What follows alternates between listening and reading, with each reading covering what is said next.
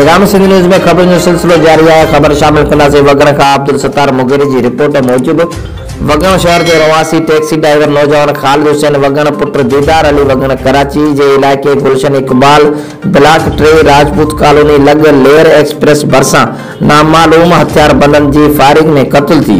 वाक़े बाद मुबिन टाउन हथ की पुलिस पहुंची फोती नौजवान ख़ालिद हुसैन वगण जो लाश खणाए अस्पताल पहुंचायो, जिता जरूरी कार्रवाई बाद लाश वारिसन हवाले किया। आखिरी इतला ताईं वाक़े जो केस दाखिल न थी सघियो आहे। बे पासे लाश कराची में वगण शहर पहुंचायो तो इलाके में सोग छाजी वियो। उन हवाले से वगण शहर के समाजी अगवान एजाज अली वगण दुकानदारन के सदर इरशाद अली वगण मीडिया के बुधायो तो असांजो नौजवान रोजगार सांगे कराची के गुलशन इकबाल वाले इलाके में रहंदो हो ऐं पंहिंजे बचड़न के पेट पालण लाइ हू प्राइवेट टैक्सी हलाईंदो हो। जड॒हिं त फोती नौजवान शादीशुदा हो ऐं संदसि के हिक न्याणी की औलाद पिण आहे। फोती नौजवान के वारिसन IG सिंध DG रेंजर्स का मुतालबो कयो आहे त कातिलन जुल्म करे असांजे नौजवान के बेदर्दी से कत्ल करे संदसि जे घर उजाड़ियो आहे। नोटिस वठी नौजवान के कत्ल में मुलिस जवाबदारन के गिरफ्तार करे असां सां इंसाफ फराहम कयो वञे। बे पासे फोती नौजवान के जनाज़े नमाज अदा करण खां पोइ संदसि के मकामी कब्रिस्तान में मिट्टी मां हवाले कियो वियो।